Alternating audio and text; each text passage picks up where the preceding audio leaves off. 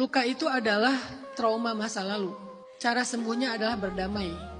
Bagaimana cara berdamai dengan masa lalu tadi yang diajarkan Nabi dalam hadis riwayat Muslim? Katakan qadarullah. Semakin kita ngerti hakikat dari kata-kata qadarullah, semakin kita mudah untuk berdamai dengan masa lalu.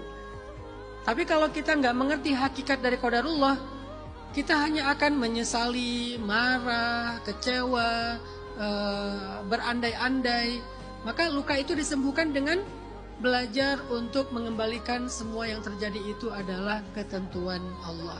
Saya pernah disakiti, takdir Allah. Saya pernah gagal, takdir Allah. Saya pernah kecewa, takdir Allah. Semuanya ditakdirkan oleh Allah bahkan 50.000 tahun sebelum Allah menciptakan alam semesta.